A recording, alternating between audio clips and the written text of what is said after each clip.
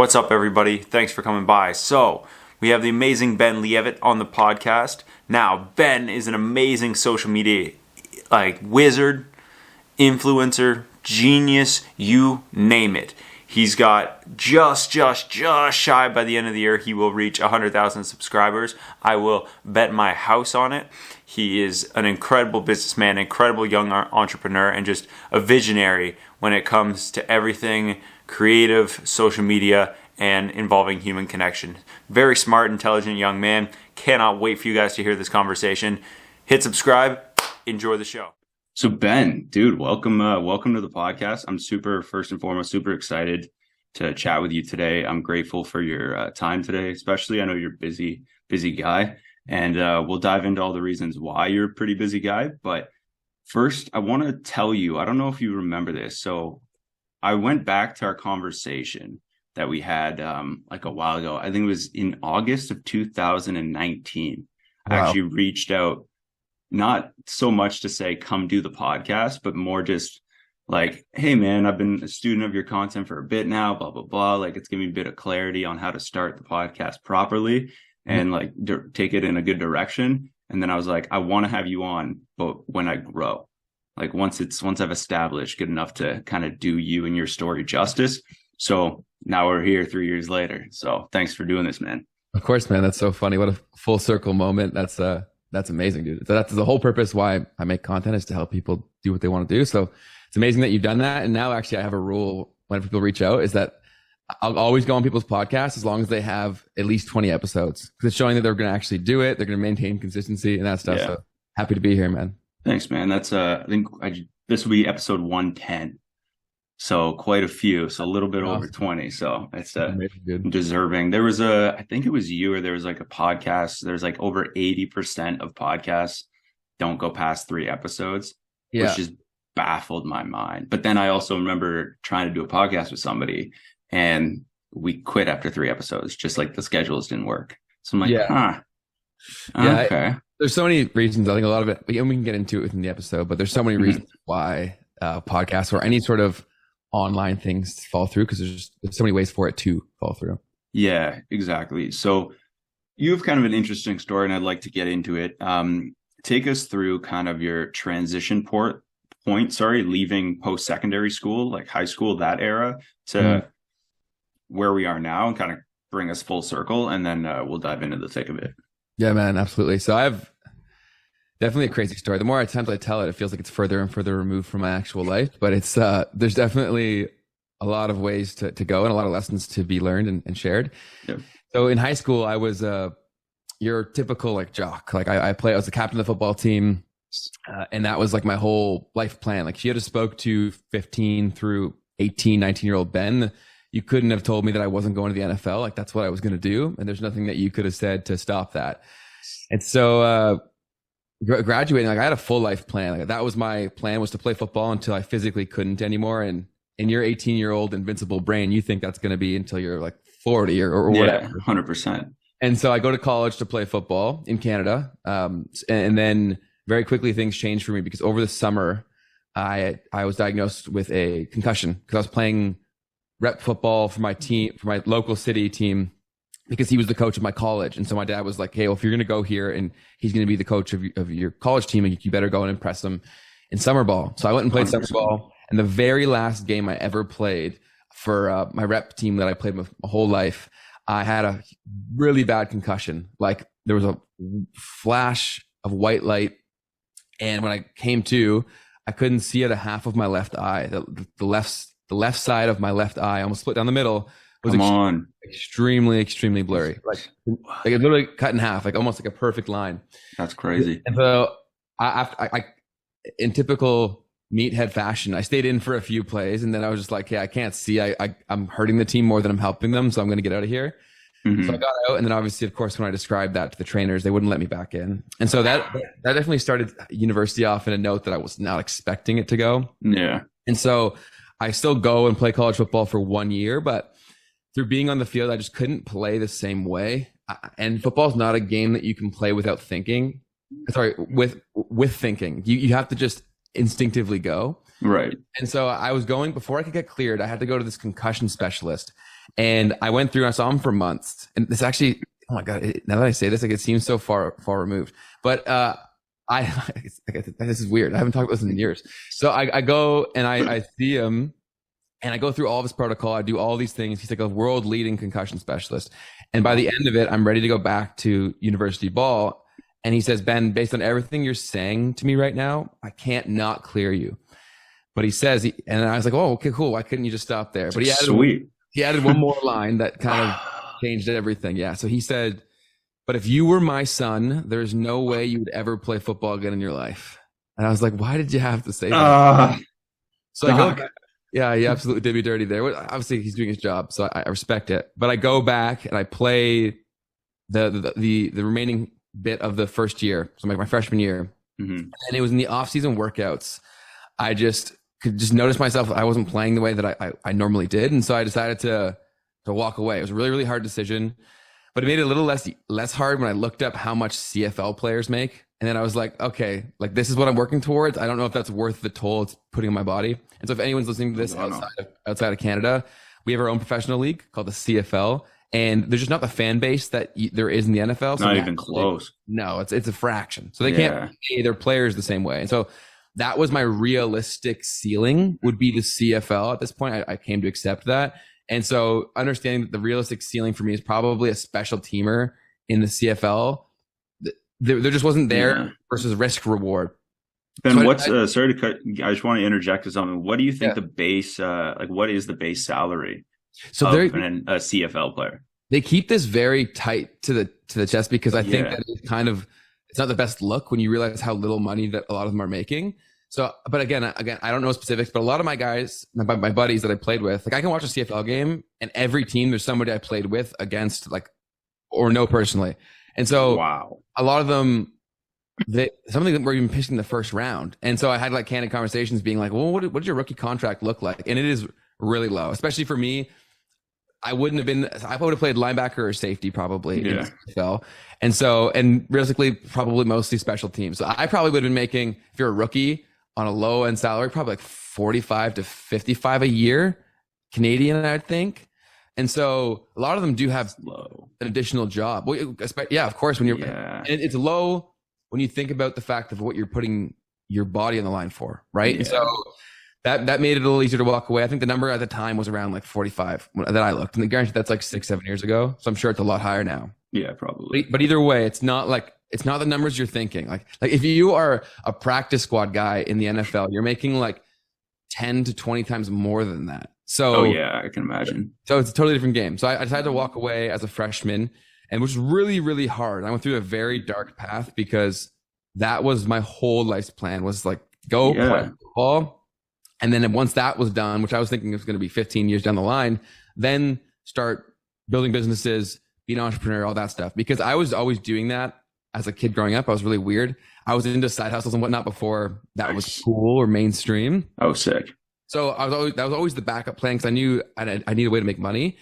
And so I eventually was like super depressed for a while because my whole identity was built around football. I no longer had. And now it got stripped away. Yeah. Completely. And so anybody who's gone through that, it's demoralizing because I actually had this epiphany recently is that like confidence is a lot like real estate. It matters more what it's built on than like the feeling itself or like the building itself, right? Because it's like my whole confidence was built upon something that I didn't own and I couldn't control, which was football. Right. Which is a very, very rocky foundation, obviously. And so I was left feeling very, very small, which really, really sucked. Yeah, you don't know who you are. No clue. So eventually I just went back to the drawing board and thought about what were things that made me feel a similar way that I felt when I made a big play in football. Oh, sick. Had a good game. It's a good way to do it. And that was a few things. It was like entertaining people. Like I've always been a showman of sorts. Like I was always the kid dancing or talking in front of an audience. Like I've always loved that. I've loved to try to bring joy to people's faces. That's been a huge thing I've loved. And I always love to help people to reach their goals. And then also like, I love building my own things. So I was like, hey, entrepreneurship, let's go there now.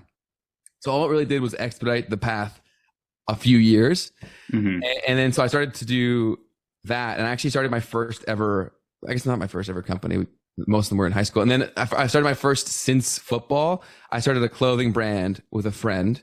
And so that was the next progression in terms of like after football, trying to say, okay, I'm no longer a football player. I'm an entrepreneur. And so then we can dive deeper into that. But that was the initial shift of high school Ben to college, university Ben. Nice. Where'd you go to university? So I went to school. Yeah. So I went to school at the University of Guelph. I made my decision entirely based off football, because football was nice. I'm not being hyperbolic. It was my entire life. And so I got recruited in grade 11, which is junior year in the States. And most of the schools that recruited me, I just kind of kept talking with them. And then Guelph was the one that showed the most interest. So I went there. So in that time, and you were like doing these side hustles and stuff and creating the business, what were you studying? Like, what was your program or your major? Yeah. So I almost don't like saying what my major was, because then people think that it's a lot better than it is. So my major is marketing. So people look at me and they're like, wow, you're doing exactly what you studied. And that could not be farther from the truth. Like, university marketing degree is the most worthless degree ever. I can't, and then people are always like, oh, like, well, why do you say that? I was like, because I lived it. Yeah, I know. A total waste of money, completely and utterly. So that's what I studied, was marketing. So at what point when you got, when did you start making YouTube? And I want to integrate that right now in the timeline, because I think finding out I want to get to what made you shift to full-time and stuff like that, while still, I can imagine, working in a corporate position. So what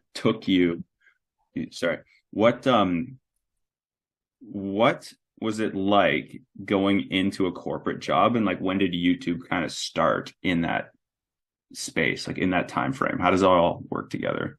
Yeah, so even YouTube is very tightly connected to football in a way. So in my second or third year of university, I wasn't playing on the school team anymore, but I was still playing in the intramurals. And so because I was like the football guy, and it's completely my own fault, but I would put a lot of pressure on myself to ball out every intramural game, and I was taking it too intensely. And this one game, it was actually one of the first few games of the season.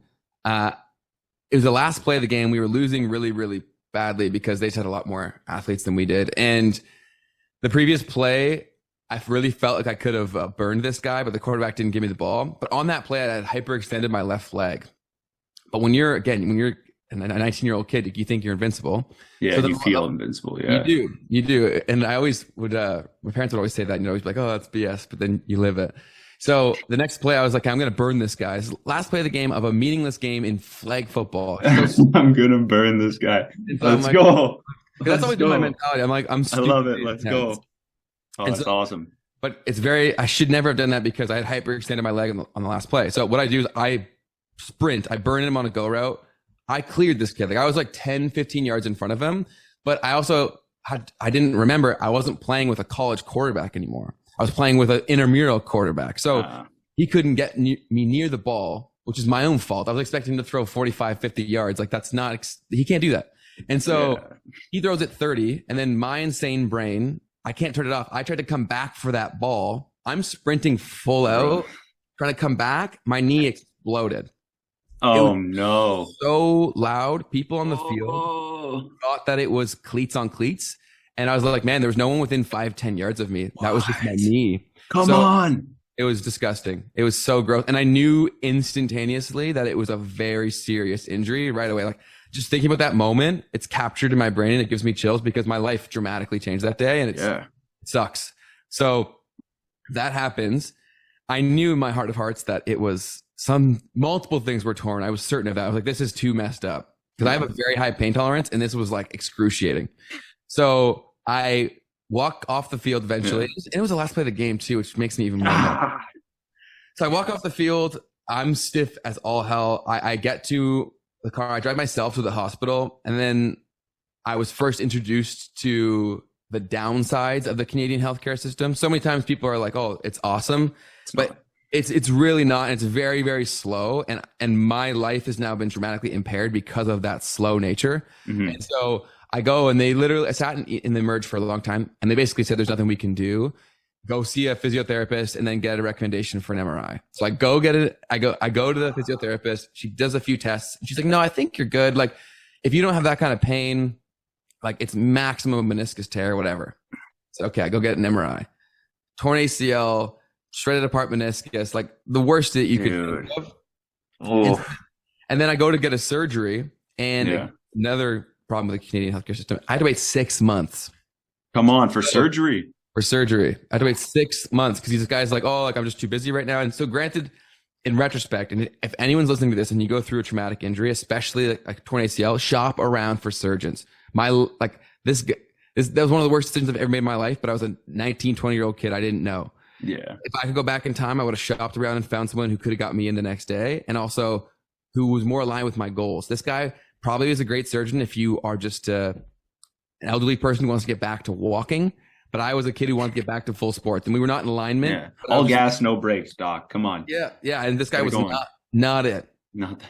And so over those 6 months while I'm waiting for surgery, I'm still living the life of a very social 20-year-old kid. I'm going out all the time. Yeah. I'm doing all this stuff. And there were multiple instances where I had more damage to my knee, more and more damage to my knee. But while I'm doing all this, and I don't know that I'm screwing my walking ability, I start looking up a ton of content around the situation. So that brings it full circle to YouTube. And I was like, almost depressed by how little there was out there about the whole experience that I was about to go through. Yeah. And I had always wanted to build a following on social, and I could see that the way that I was going to have to build the life, businesses, and dreams that I wanted to, it was going to have to be through social, because I didn't have a lot of money. I didn't have a lot of connections. So I was like, social media is the ultimate equalizer. I'm going to have to go for that. And so this whole experience I viewed as the universe pushing me into creating content now. Yeah. So after I got my surgery, I started documenting the whole process. And that's how I got started with YouTube, was making ACL videos. Brilliant. Yeah. I think I remember looking back at them at the time and being like, oh, like they look to do pretty well in the ratio of like views to subscribers. I was like, huh. They did crazy well, man. Across the, I'd say 8 to 10 ACL related videos I made, there's over 1 million views. And I've since unlisted all of them because they're not in alignment with what I do at all anymore. Yeah. We can dive deeper into the strategy behind that, but like they did very, very well. And that really got me fired up about YouTube. So with YouTube and seeing how that how you can actually cater something and making a presence for yourself on social, especially in that way, because I love YouTube. It's like both as a consumer and a creator. It's my favorite thing. Like I think there's a space for long form, and now there's a place for short term, and then right in the middle too, right? Like there's something for everybody there. And I think there's it's amazing. I could like talk your ear off about how much I love it, but I won't today. So the idea with like YouTube is, so at what point did you start to realize that it was something that you could go, well, not so much full time, but leave where you were working? Yeah. Yeah. Like so actually make an income. Yeah. So I started doing it while I was still in school. Yeah. And so I was very obsessed with, it was dumb. When I was in school, I knew I never wanted a corporate job, but I only ever had to have a corporate job because I had student debt from school. Yeah, that's how they get you. When I had all this time, because anybody who's in a business program that says they have a very heavy like school demands or school schedule, they're lying to you. Because I was there, and it was not a big time commitment. It's not very hard, and 85 to 100% of the students are cheating on the stuff. So it's like you're never going to have more time than in your life than when you are in college or university. Yeah, and I'm only speaking for business majors. Like other programs, I'm sure they're far more labor intensive. But I was there as a sophomore thinking like, I have so much free time on my hands. I better put this to good use in places where it can work beyond my time. So that's what really fascinated with me with YouTube was I can make a video today that can be making money, bringing me exposure far down the line. And that's a big reason why I chose YouTube, because it can be highly targeted and it's really, really passive because it does the work for you. So I was obsessed with building leverage with the tight time that I had and the no money that I had. And so I saw YouTube is like the perfect solution for that. I think I remember it being one of your first videos I remember watching was about podcasting and like how to get it started. But you started with like a time lapse, and then I think you were walking out of your house or the apartment you were in at the time, and like you sat on your steps talking to the camera, and then it was very, very different from what I was used to seeing on the subjects. Like it wasn't person sitting down at a desk, like preaching information at me. So I'm curious, how did your style develop from like that stage in the beginning to kind of where we are now? That's a great point. I've been on a ton of podcasts and they've never mentioned that specifically. So that's a very interesting point of view. But I think I was very influenced by the early days of YouTube. I have been such a consumer of YouTube since the Smosh days. And anybody who's a big YouTube fan knows who Smosh is. And so with that, I just kind of grew who I consumed based on who I was at the time. And so I found Gary Vee like in high school. So I was like super, super early on that whole like entrepreneurial based content. And so then I'd say him and then Casey Neistat were my two biggest influences. And I would say for a bit of time, I definitely wanted to be Casey Neistat because who doesn't? Don't we all at one point? Exactly. Yeah. He's a badass, right? Yeah, he's sick. And I just thought about, okay, what were the elements that I loved about both of them? And so Gary, it was his mindset and then also just his like no BS in terms of just like solution oriented mind constantly, right? And so I tried to encompass that in my own content in my own life. And then like why I did the more of the vloggy style for that video was because of Casey. And so Casey would brilliantly put in lessons and moments of teaching in these great stories that were also visually appealing. And so at the time I was like, okay, well, I'm going to try to do this. And you're dead on like that. I think the difference is why that video took off. Because at the time my channel had maybe 1,000 subscribers, maybe. Yeah. And then that video was getting tens of thousands of views. It's now over 300K, I think. Yeah, it did some ridiculous number.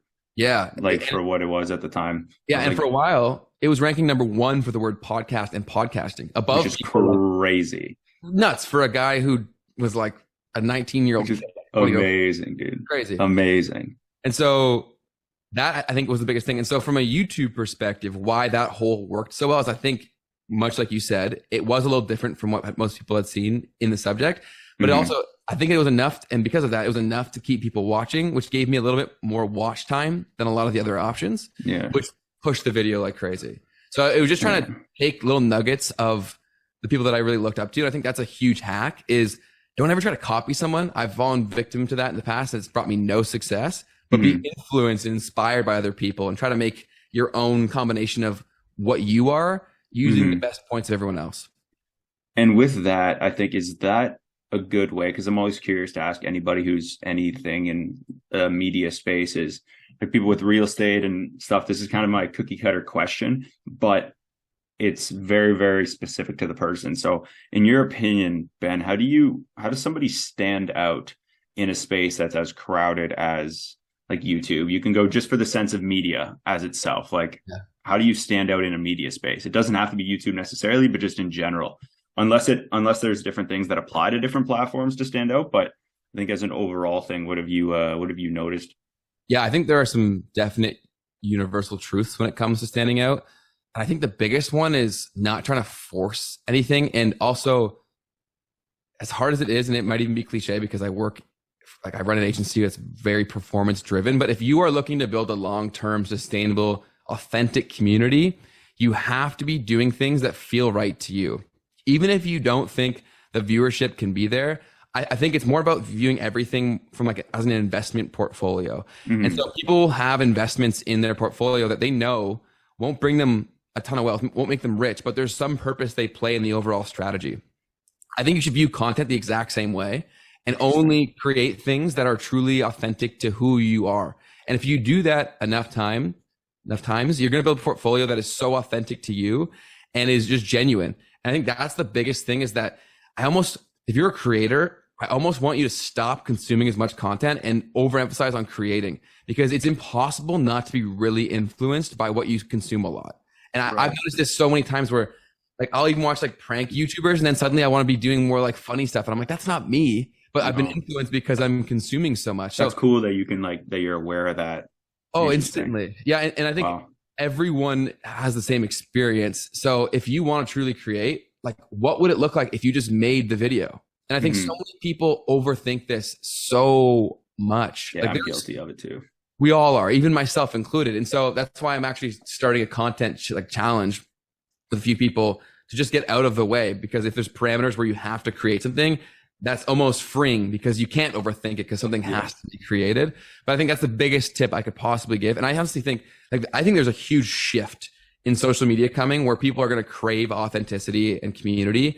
And I think the days of a purely niche channel, if you are just like a solo creator, is going to diminish over time. I think there'll always be value in that if you're purely educational, but I do think people are becoming more willing to see the holistic person in who you are. Yeah. And I also think the algorithms are catching up to this so that you won't be penalized if you touch a different subject. Whereas previously, when they were in the earlier days, you would. And so now I think you're getting more of a leeway. And I think TikTok was the first push of this, where every piece of content was viewed independently. And they will sample it enough with different audiences where, say you're like me and you talk mostly about social media and entrepreneurship, but say I was to talk about something that was mental health. It may not pop right away, but they will keep experimenting that with different audience types. And I could have viral videos in like 12 different niches. Right. Because every piece of content is viewed independently. And I think that's more speaking to the holistic nature of human beings in nature. And that will be very freeing for creators. So I think this is a very long-winded way of getting to be you, do whatever feels natural, and just keep doing that. Amazing. I love that answer, because I know that's kind of what it's easier said than done, of course, obviously, right? Because that's the way of like, oh, it's being authentic and unique, but it's kind of smashing that like fear of actually pursuing what you want to do. And what I've noticed too, though, to your point, is I think like 6 months ago or something, I started doing like a couple more solo episodes. Just a handful of people like, oh, you should do more solo episodes and like talk about what's going on in your life. And so I shared like some just like little things, like stories about like, oh, this is what's going on the last 2 weeks. This is like kind of why I felt a lot of anxiety. And then this is kind of what I did to balance it out. Not so much coming from I know what to do and you should do it this way. I'm not an expert, but I'm an expert on what's worked for me, right? And so using what you said and then kind of pairing it with what's worked, I've noticed more engagement, like more YouTube comments, which are very rare, at least for like where I am in my journey with it. And so getting a lot of like likes and then a lot of comments and the views doing well, I'm like, and then a lot more downloads. I was like, this is interesting. It's weird. I was like, it's weird, but it's also so not weird, because, and this is what I think that is, if anyone leaves with anything from this episode and they have any desire to do anything online, I would leave with this. We overthink the shit out of online marketing and social media. But if you were to break it down to swap algorithms, swap any of these buzzwords for just people and think about it like real people. Who do you connect with the deepest in your life? Ooh. Why do you connect with them the deepest? Right? It's common interests, common struggles, vulnerability, and authenticity. How do you transfer that through content? Because that's really all this is like, how do I sit down with someone and become their best friend in real life? All I have to do that is give them opportunities to see those parts of me that I would do in person through a video. And so I think that the biggest thing that people can do for starting that is just like make a video. I think so many people feel like there's so much to it and they feel like they can't. Everyone can. If you have a phone in your hand, you can start telling a story, right? And there's so much freeing nature in doing that. I think also, as much as I say like be authentic, it's really important for me to mention that's pretty pressure inducing. But what can eliminate that is that no one is being themselves on camera, and that you become gradually more yourself, and you discover yourself the more that you are on camera. Like I look back on my older videos and my voice sounded differently. Like I was just like putting on a character. And that's impossible to avoid. So like understanding that you're just getting your reps in is really important to start creating. It's huge, man. It's huge. And I love that you say that. And it's funny you gave an example, because that was the first like 60 episodes of my podcast was exactly that.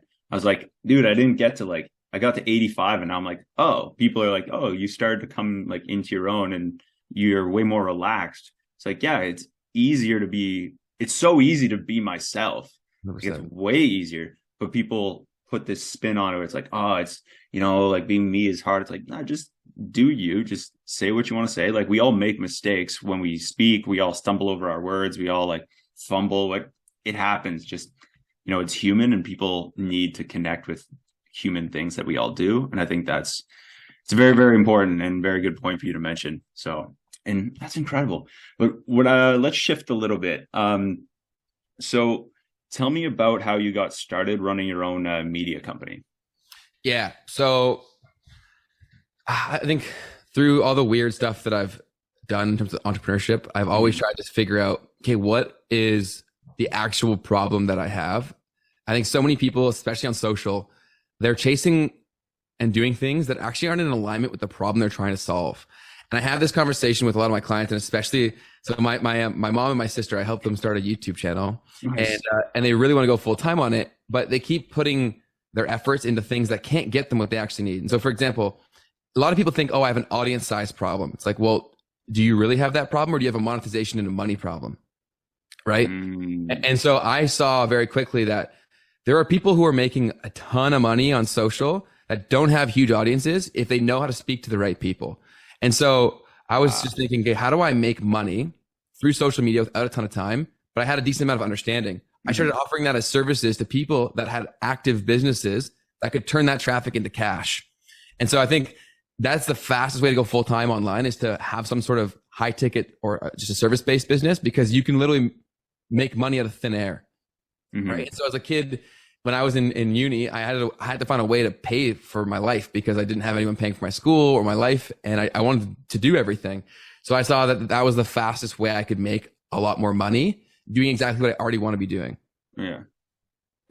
That's crazy. Didn't you get, I remember watching this interview you did. I don't remember the interview like points exactly, but you did it. Was it on CBC? Like it was some form of, it was like you paid off your student loans by doing that, right? Like through YouTube essentially. Yeah. Is that true?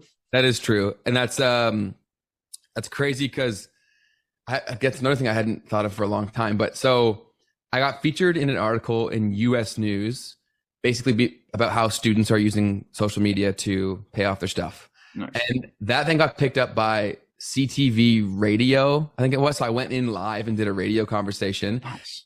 That actually pissed me off big time because it was almost like a gotcha thing. No, how so? Yes. So I go in and I do the whole conversation. I was dropping bars. I was like saying anyone can do this, like this, and I'm serious and sincere. Hot takes. I was. Yeah, let's go. I had great answers for every one of their questions. And then Perfect. As soon as I'm done, they had a pre-recorded thing from an expert. And this lady was, I would say no shade, but complete shade to this lady. This lady was like a 55 to 60-year-old lady who was a social media professor. I was like, how in the, what That's are you made up. How that do you sounds do made that's up? Absolute bullshit. What did you do? Read some studies? Like that's not going to teach you about social media. And also, I think people grossly underestimate how nuanced social media is. Like there's I think so many different things. So I go do that. And then right after they had this pre-recording of her just basically contradicting everything that I said. And I was like, that was really shady and slimy. And you couldn't follow back with it. No way. Like, literally right when she's going on, I'm talking to the host and they're like kicking me out. I'm like, can I respond to that? They're like, no, sorry, you gotta go. I was like, that was messed up. But whatever. I'd be pissed. I'd be pretty frustrated, dude, to be honest. Like I was, because she didn't know what she was talking about. And she was basically like, and also she wasn't in studio, was she? No. Because they're like on camera, off camera. Let's debate this. Like, let's go. 100%. Oh, no. She was looking at it purely from like an influencer standpoint. And there are different ways to make money. There's two ways to get like rich from social media. It's either have highly targeted traffic that has a high ticket potential outcomes, like a high value service or a high value product. Naturally, you don't need to reach a lot of people if you're selling something very expensive with a high lifetime value of a customer. But if you're an entertainer or you're just like an audience, that's your tool. You need way bigger of an audience. So she was, which I would call more of like an influencer. She was only focusing on the influencer. I'm like, that's half of the story, but whatever. So I was still happy that I was on there. I was still pretty excited. Then I think it's all done. I'm like, oh, this is really cool. I've been featured in like 3 press outlets at this point, and it was cool. I then am at my internship, I think it was, and I get this. Oh no, actually, this was my first full-time job, and I get a random Facebook DM from this guy claiming to be the show manager for CBC News, like national news outlet. Let's go. He says, "Are you available for an interview tonight?" And I'm thinking, this is so informal. There's no way this is real. But of course, I'm going to say yes. And so I didn't tell anyone until I was in the waiting room, like the virtual green room. Yeah. I didn't tell anyone. And so I took this interview that was broadcasted across the whole country. And I took it in my $500 a month basement apartment, and in my room that was tiny, which was also my office. And so I was on live news for like a 5 to 10 minute segment explaining everything about social. And that was crazy because I I knew social and I understood it, but no one in my family did, or none of my friends. And so it was legitimized to them once that happened. But and then everyone was like, "Oh, like did that blow up your business and blow up your career?" I was like, "No," because they don't get it at all. So like the irony is like, in their eyes, I had made it. In reality, this did nothing for my career. It was just cool to talk about. Oh, that's hilarious. Oh man. So tell me about it's Bunny Media, right? Yeah. So yeah. Tell me about how that got started and that take me through that wave to where it is today. Yeah, absolutely. So Bunny Media was the name of the agency that I started in university, which was basically offering social media services to small to medium-sized businesses. And there's a ton of lessons that were learned in there. First, the name of the company was called Bunny Media because I was trying to start it with my friend whose name is Sunny. And so Ben and Sunny, Bunny. And, Love it. And then he didn't even end up doing it with me, but I had already made the branding. So I was like, I'm going to roll with this. So first rule, more often than not, you don't need a business partner, especially if you guys don't have complementary skill sets. Okay. I tried to start businesses with people that were just like me, and that's an awful idea. Like if two of you are good salesmen, that's the reason why you shouldn't start a business, not because you should, right? So make sure you have complementary skill sets. That's the first lesson I learned there. Two is make sure the customers that you are trying to sell to can pay you the money you want to make. And so I was trying to serve these small to medium-sized businesses, which everyone tries to sell to, but they can't afford to pay you what you want to make. And because whatever investment they're making in you is so much more to them than it would be to a bigger client, they're on your ass like crazy. And I can imagine so much from you. And I remember thinking back to this. I was doing anything for anyone. Like if you were like, walk my dog, I was like, yeah, I got you. Like, you know what I'm saying? I was just willing to do whatever. And so that was also a lesson that I learned was the riches are in the niches or niches. Ooh. And so instead of doing general social media services, we eventually figured out that we got so much value for a very specific kind of client in a far less competitive space. So we started off general social media marketing, doing anything for anyone. And now at this point, Bunny Media specifically only does YouTube strategy for high ticket service providers. That's like all we do. Ooh, nice. Very, very, very specific. Mm-hmm. Nice. Interesting. Okay. So I want to give you like kind of an example question. I'm curious how you're going to answer it. So do you have a like strategy that's all like, is it the same strategy for everybody and you just tweak it? Or is it just like you consult with the person and then you base their strategy off their goals? Like what's your structure like for per client? Is it client per client, or is it just like we have a generic and then we just manipulate certain things to fill their needs?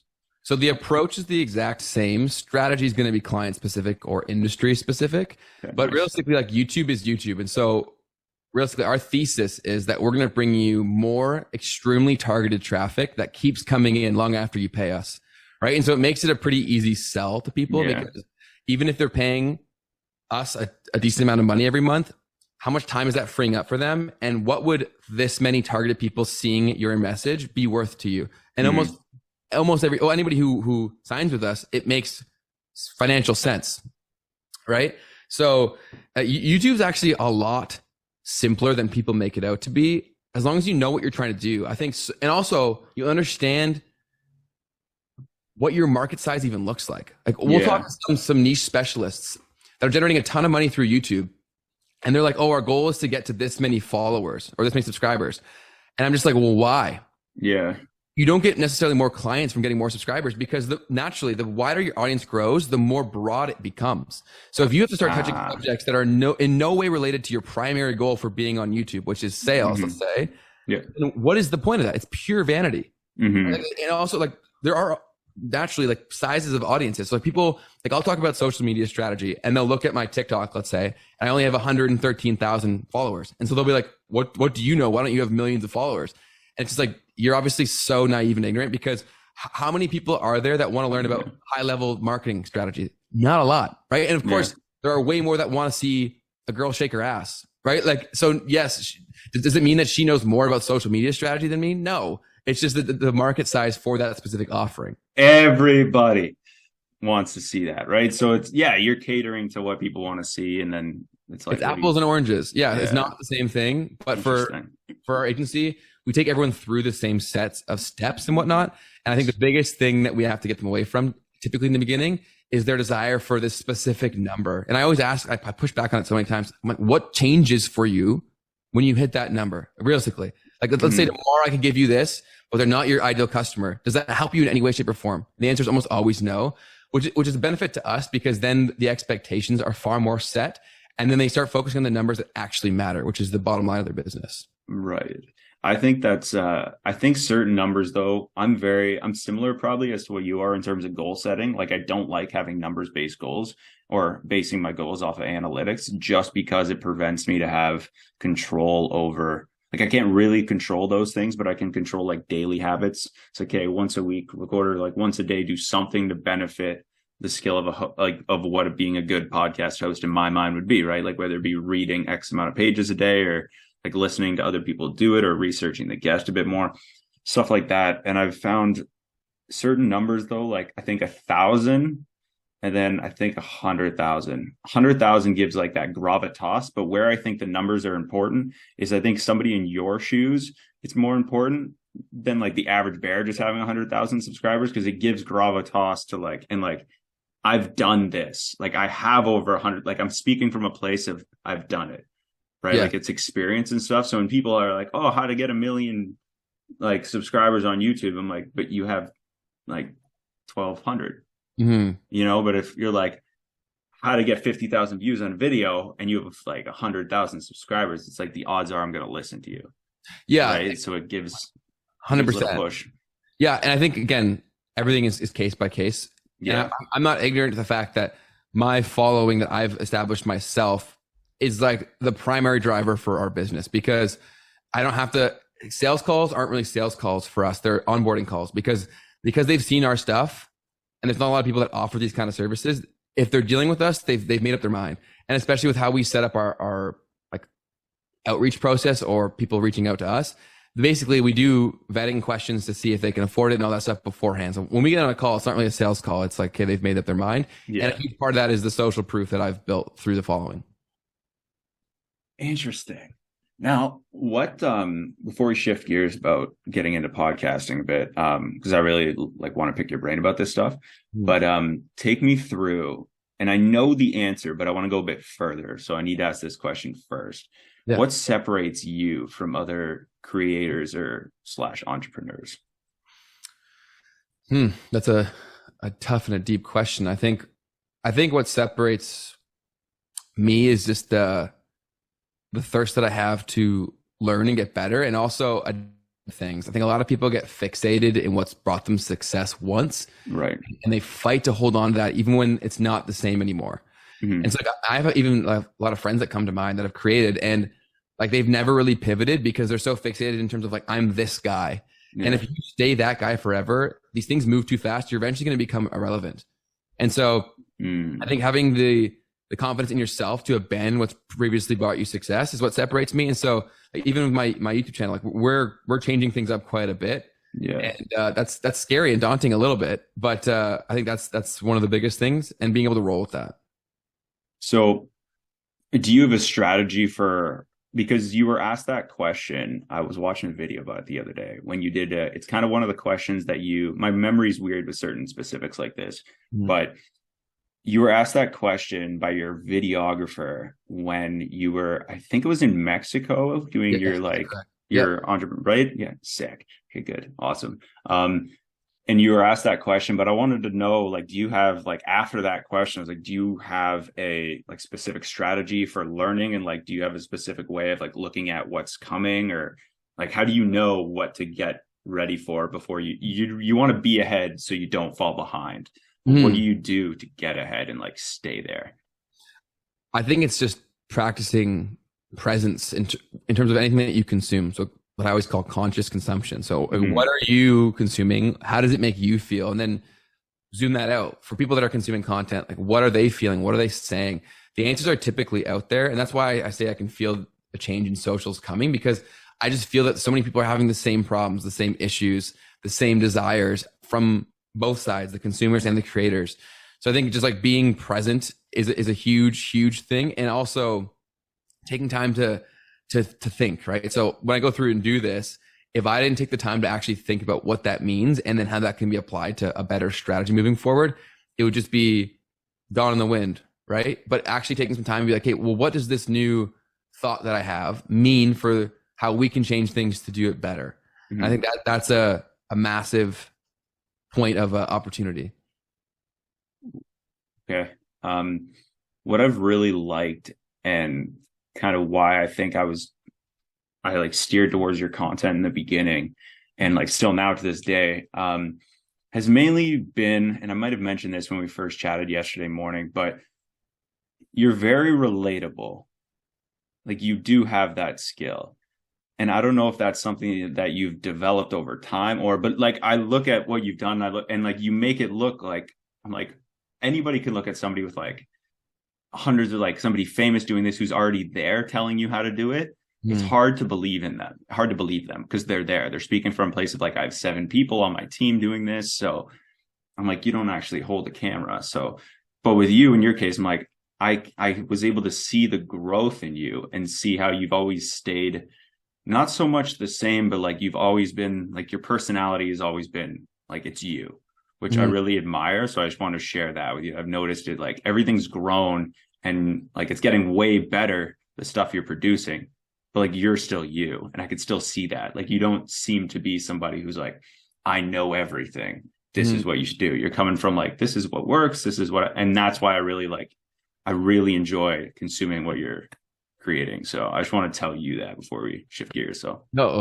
I appreciate that tremendously. It's always the goal. I think, again, easier said than done, but yeah, I do think that is a bit of a skill that can be learned. And also I saw that there quickly, and you learned this, is that there's more value in just being transparent with what you know and don't know than they're attempting people that you know everything. And so if you try to convince everyone that you know everything, you're bound to lose. Like that is a clear, direct route to failure. So I was like, I want to be doing this for a long period of time. So that's not a way that I can go. Oh God, no. So that's just a better route to play the game. And I think in terms of relatability, I think everyone is relatable if you're just being yourself. And I think that like I grew up in a very, very diverse like set of experiences and around a very diverse group of people, which definitely helped in my ability to relate to anyone, or just to see how similar people's problems are, despite your financial situation, despite your demographics, anything. Like the human experience is quite universal. And so that's kind of a freeing thing when you realize that, yeah, you may have differences, but you probably have more similarities than you do differences.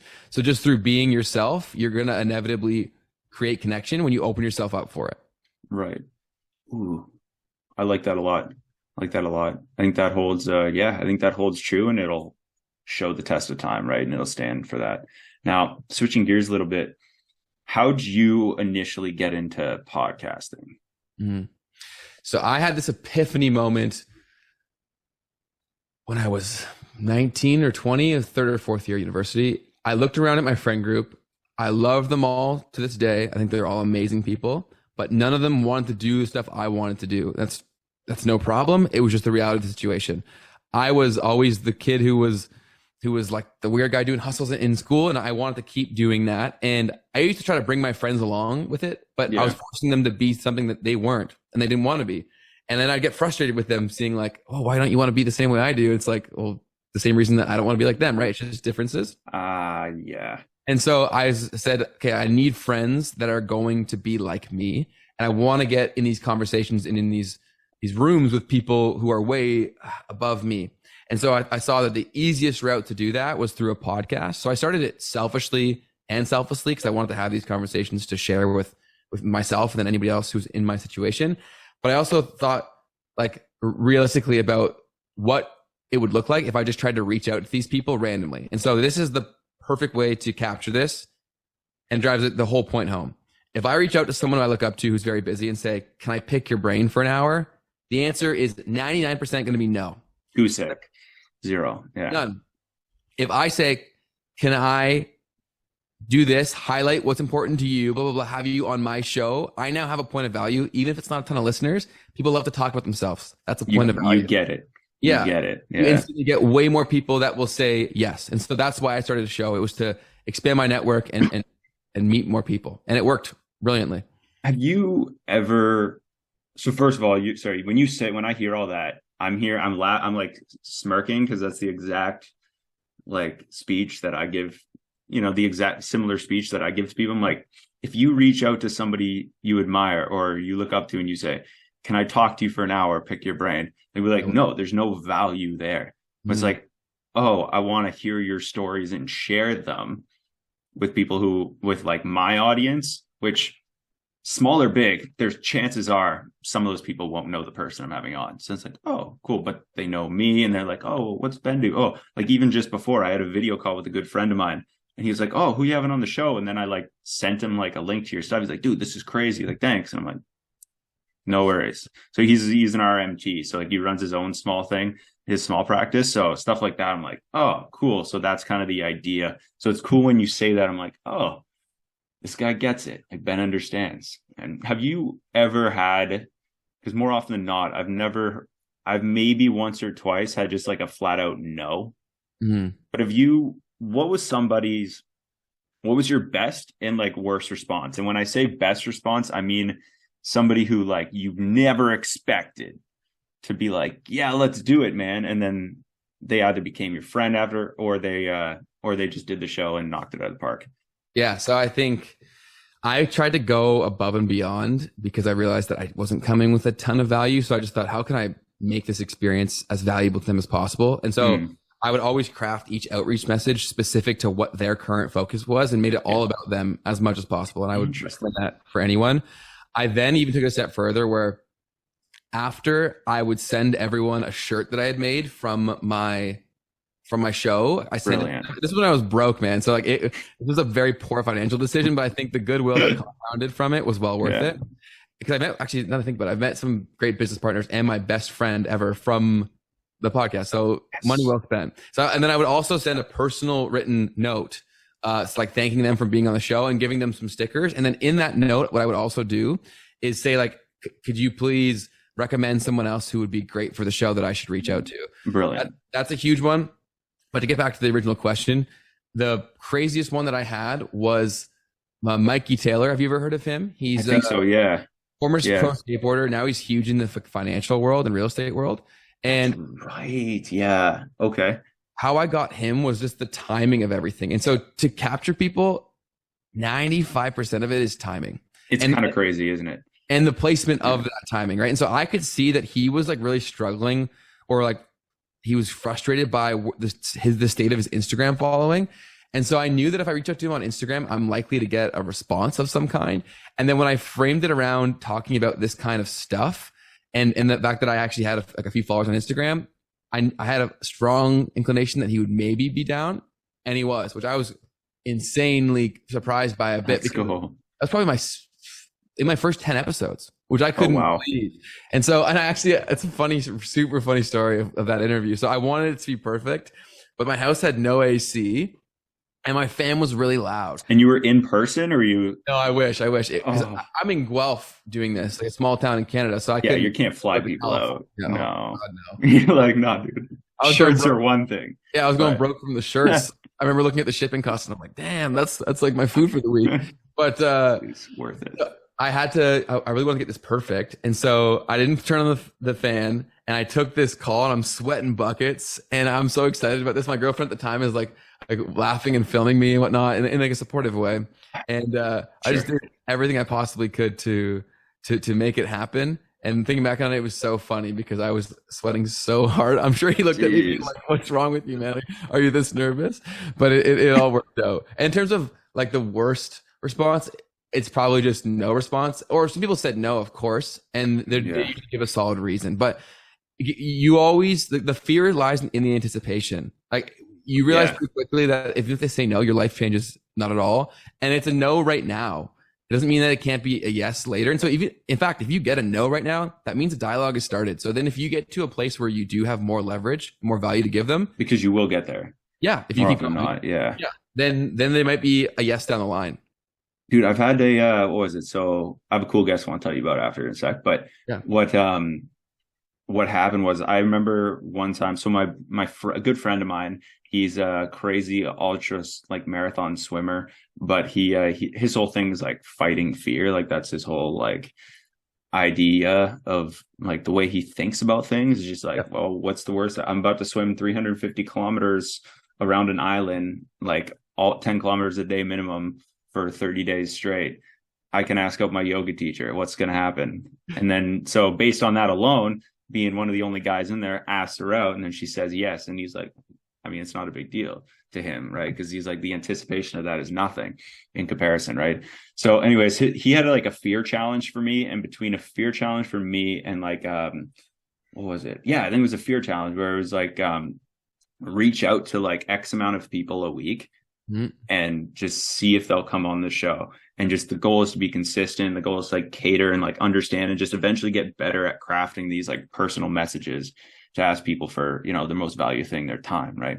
So by doing that, I had the only person who actually said no was this gentleman, Adam Creek, who 3 months after actually came on the show, because he was like, hey man, I'm not doing anything until the new year. Yeah. Like it was like November, and he's like, yeah, I'm not doing anything for the new year, family time, whatever. He's like, hit me up in a couple months and we'll try to make it happen. So I did, and it worked out. He's like Olympic gold medalist for like the Canada's rowing team, like in Beijing and stuff. Like really cool guy, like rowed across the Atlantic, like all these cool stuff. And I had met him in like when I was in grade 7. Oh wow. At this speech. So like for it to come full circle like that, I love those stories, right? Like similar with you for like 3 years ago, I was like, man, this is crazy. This is happening.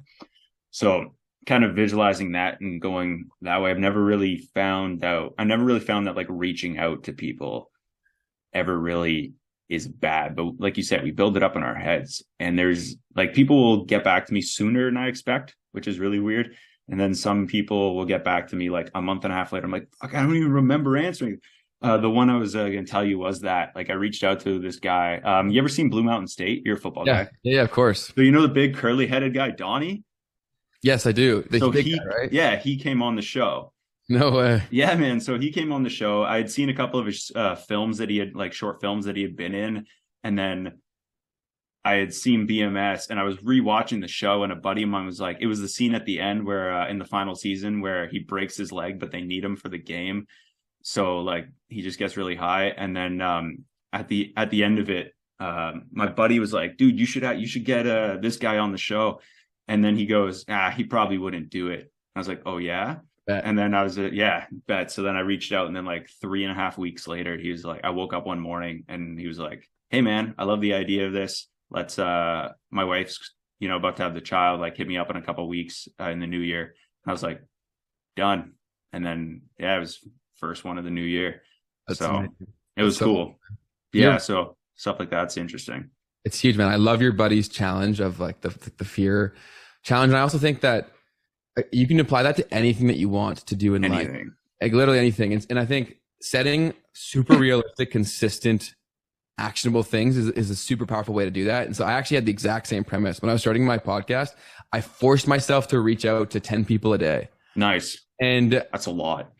It is, but it wasn't too bad, because what I would do is I kind of like a cheat code. I would send a voice message. And so that way I could save a lot of time. Smart. And I literally would just have that checked off. And another thing too is that I've tried to make this common practice is that, especially if you're an entrepreneur, like it can get very lonely and whatnot. And so whenever I was going through times where I felt down, I would also set a minimum of like 3 to 5 people within my own life that I would reach out to. So like a lot of people in my life that I haven't seen in like years, they'll always be like, it's crazy that you still send me the odd message here and there. And like, no one does that. And so I think like, that's why, and this sounds morbid, but if I were to die tomorrow, I think a lot of people would show up to my funeral because of those little messages. And I get more from it than they probably do, because if you give out what you need the most, it comes back to you. So yeah, in tenfold. That's another one practice that I would say do, maybe even if it's once a week. Go through your contact list, your Instagram, whatever, and just send like an authentic message being like, what's new with you? I thought of you. How are you doing? That doesn't happen. People don't do that. So just check in. If you do that, you're loved quickly, and you can build some awesome connections that way. What do I do something like that with my close friends. Like I'll message them and be like, hope you're having a good week. Just checking in with you. I've been like struggling, so I hope you guys like aren't, or like whatever, or just like you said, like reach out. But I should do that to like expand. Not so much. Yeah, like expand for sure. Like I've done that to people that I've had coworkers with in high school, and especially because you're doing and especially because you're doing something that's out of the norm. Like oftentimes I will do this and they'll be like, oh, like I actually thought about messaging you, but I see that you're so busy. And that's not real at all, because I would love to have a relationship with as many people as possible, even if it's just like a supportive thing. And the conversation was only started because I started it, and I felt so much better through doing that. So, you know what? I'm gonna start doing that more often again, because that was a huge thing. Yeah, let's go. That got me through a bunch of shit. Nice. I think that's huge. I'm gonna start to do that more and expand it, and not just keep it with like the 4 or 5 close friends. Like, yeah. Go to honestly, and it's easier to find these people than you think. Go to your IG, go to your Facebook. There's gonna be people that you were once close with, and especially this is a huge one too, because everyone just wants to feel like they're of value, right? And 100%. A huge thing is if you can remember something that was important to them at one time and include that in the message, that's like a game changer. And that's in life in general. Like, I think everyone should read the book, How to Win Friends and Influence People. Yeah. But like, I would do that with people and they'd be like, holy shit, I can't believe you remember that. And then I'm just like, yeah, of course, blah, blah, blah. And then it makes for an instantly good conversation. Do you think like, how long ago did you read that book? I try to read it every few years. Smart. First time I ever read it was probably my second year of university. How do you feel it's impacted you over the course of like time since you first read it? Like, you think it's helped that like tenfold? Because I have heard multiple people say like, if I could pick one book or 5 books to read forever, that's one of them. I would agree with that because of the universal truth of people are people. Right. That's a recurring theme in this episode. And so even if you're someone who is socially skilled, and I would say that I fall into that camp largely because of my parents. Like I developed this skill very, very young. So it's great reminders for someone if you are like that. And if you're not like that, you can transform your life through adopting what you learn in that book, because that can be, and usually if you're not super socially skilled, usually you have a ton of other gifts in other facets of life. So then if you can throw that into your tool belt, you have a cheat code for success in anything you want. Interesting. I gotta read that book again, I think. Yeah, I read it a while ago and I want to buy it. It's one that I want to buy and not like just borrow, right? Because it's more of a study manual. But so if we were to get rid of, or tomorrow, Ben, you wake up and there's no more social media platforms. Except one. And you only could refer to one. So there's no TikTok, no Instagram, no whatever. But you said, no, I want this one to live. Which one would that be? The easiest answer to any question you've given me, YouTube. Perfect. Easy. Nice. Why YouTube? So many reasons. I think first of all is their understanding of the importance of creators.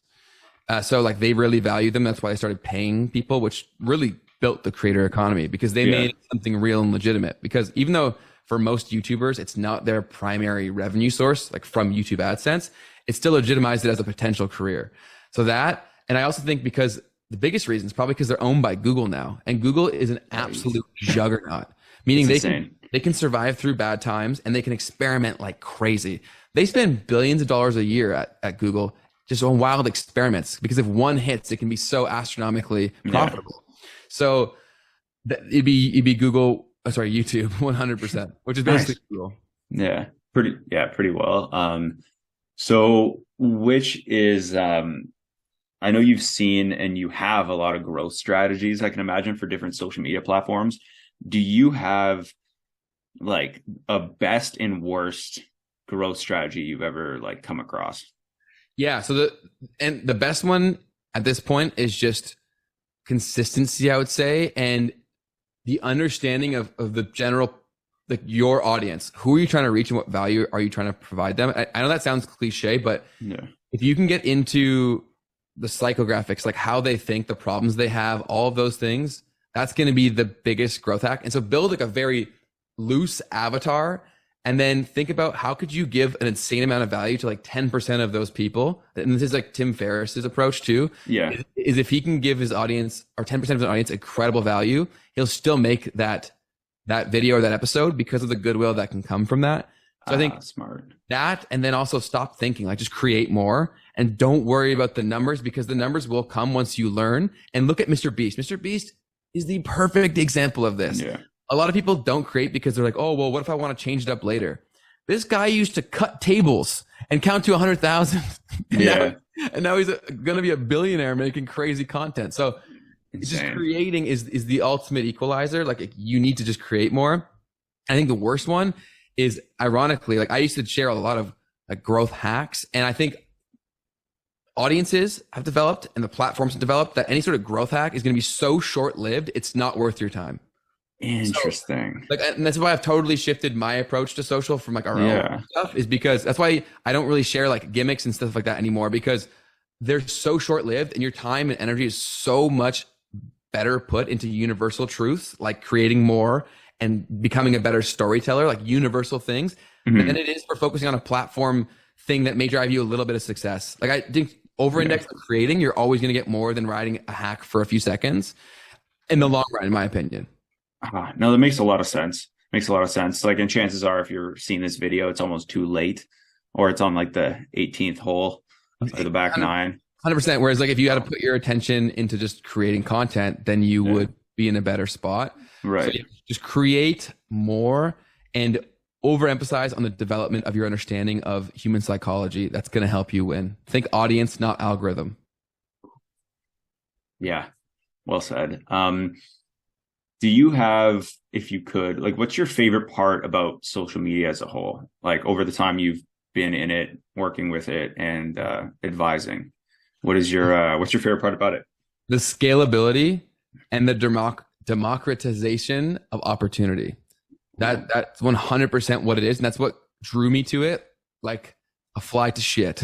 Like I was just so enamored by social, because everything that I wanted to achieve in life, social media was like jet fuel to achieve those things. And I remember being a kid telling my parents and all this stuff that I was going to be a big entrepreneur and I was going to speak on stages all over the world and all this stuff. And they were always like, that's not possible.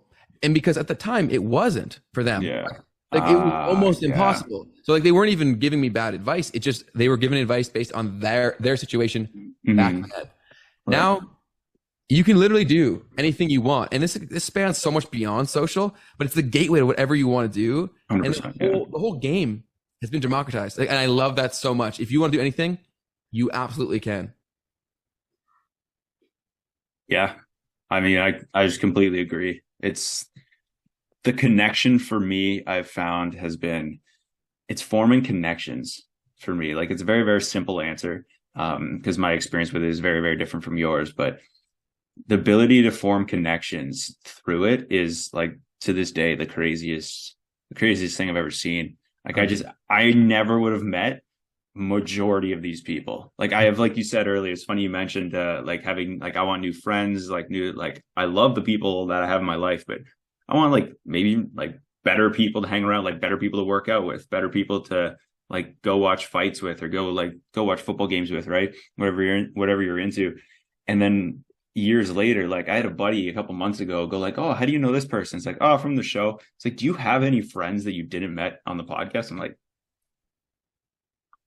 I think my buddy Reese. Reese. Yeah, Reese. No, we've been friends for like 8 years. Yeah. But he's like, oh, has he done the show? No.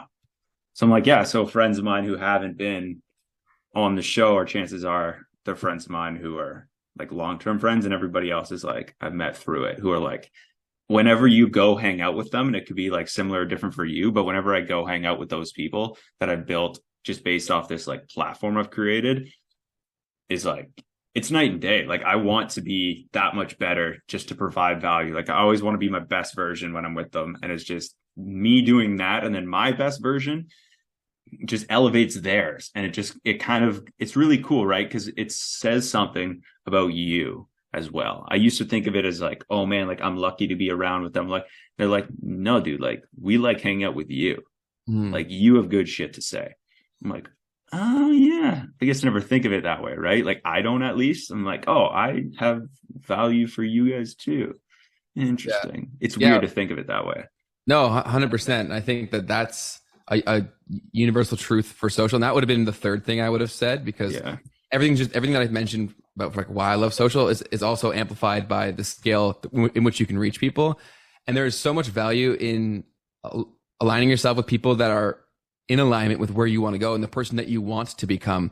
Yeah. And if you can provide a point of value in any way, shape, or form, naturally you're going to get to meet way more of those people, which obviously you have through the show. And I've had people DM me, or one of the coolest things ever with TikTok is I'll see someone who I've looked up to for so long, and then it'll show at the bottom follows you. And I'm Let's like, go. Crazy. Let's go. And there's been so many instances like that where I'm just like, this is insane. And that would never have ever happened until you put yourself out there. And I also think like everyone out there listening to this can provide some point of value to some people. We have a finite amount of time and a finite amount of experiences.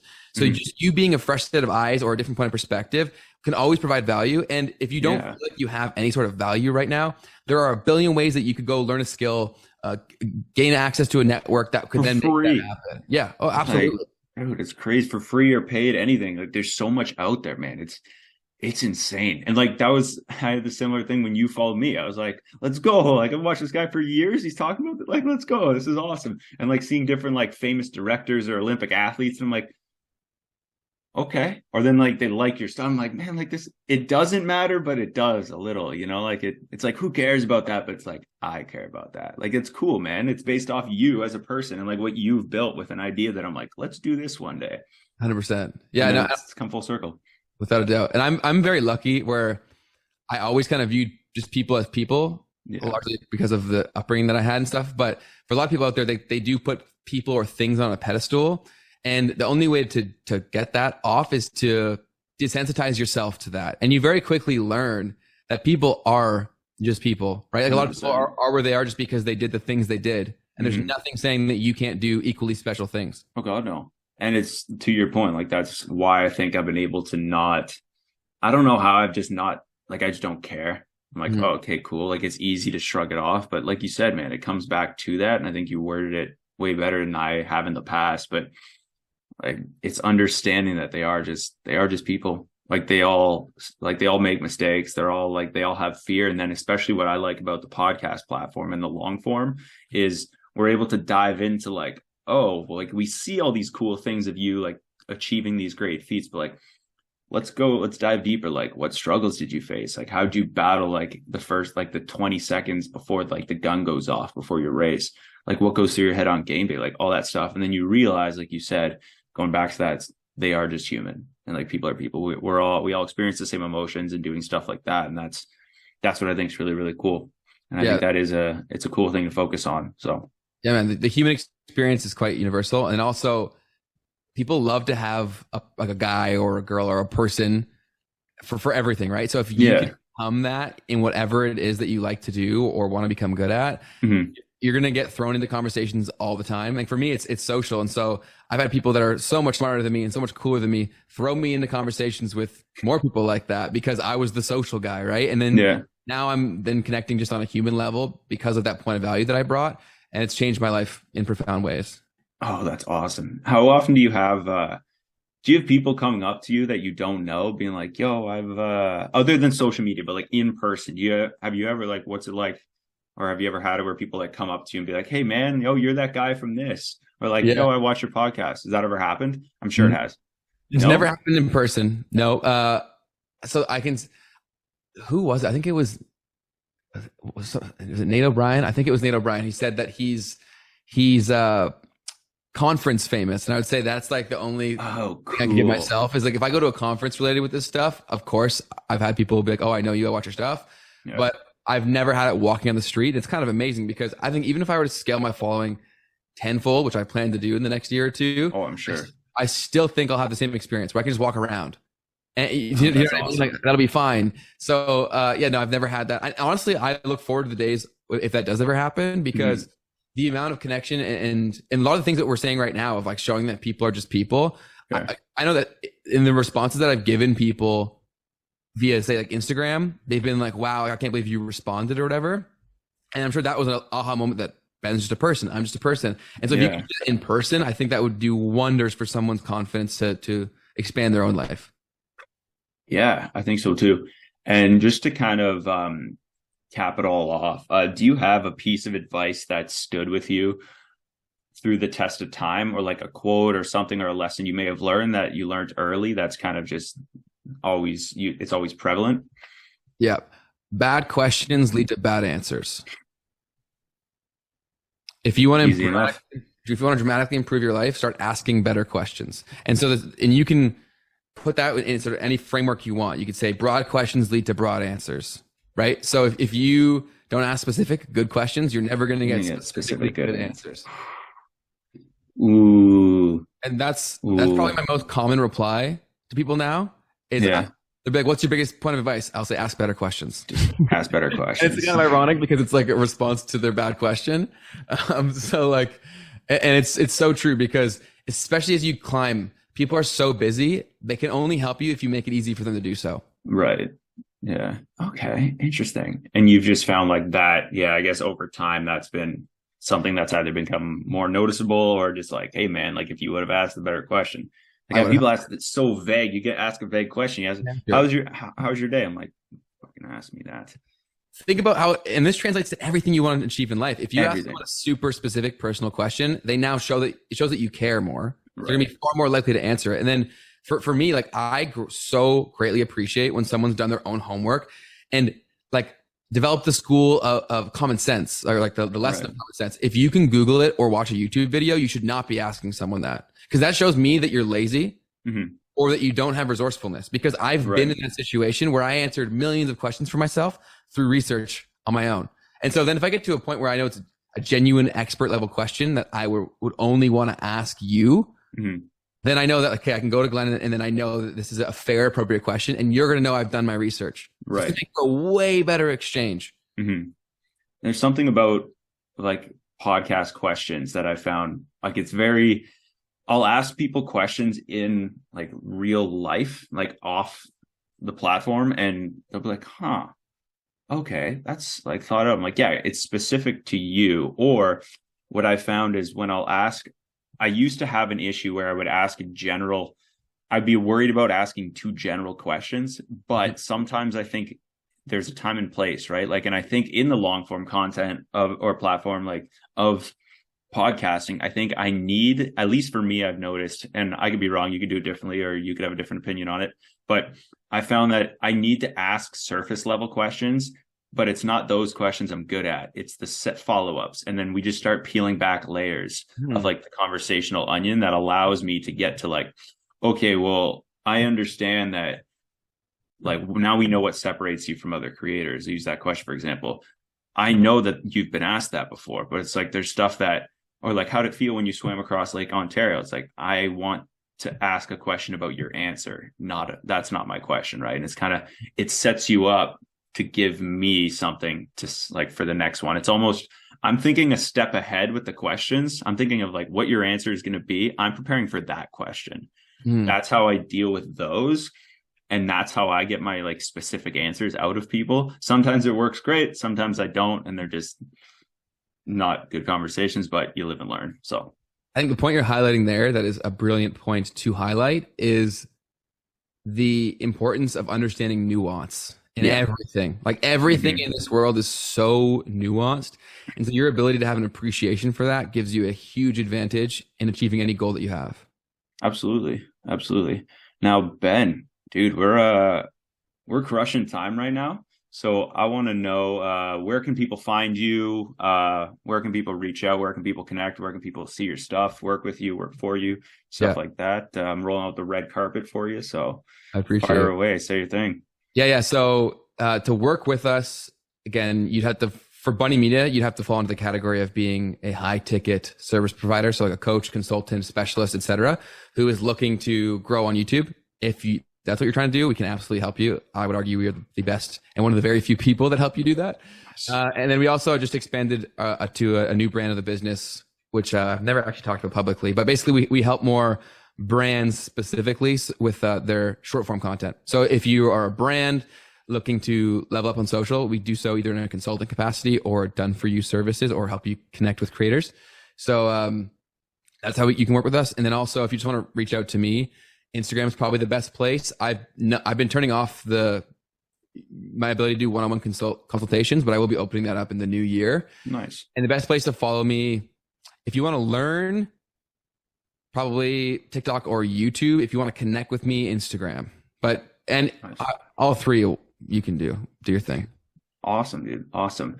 Yeah, I'm really grateful that you were able to give me so much of your time today. Dude, I'm very, very like, it's nice meeting you. It's nice chatting and connect with you. I'm stoked to meet you in person in the future. And I'm very, very stoked for you to hit your 100,000 on like before the end of the year. I know it. I know it. I was like, it's 98.9 today. I was like, oh yeah, he's got it. He's got it. Like all day. So I'm rooting for you, dude. I'm super excited to see what your business and how your career kind of takes full, like how it goes and how your socials and everything to take off. And yeah, dude, I'm just very, very impressed, and I admire you and your work a lot. And I'm very, very, very, very grateful. And it's really all I got to say. So thank you very much.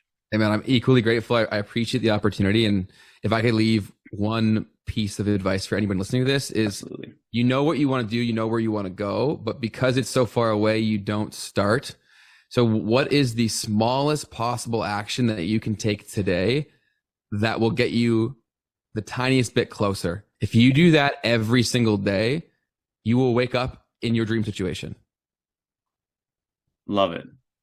Love it.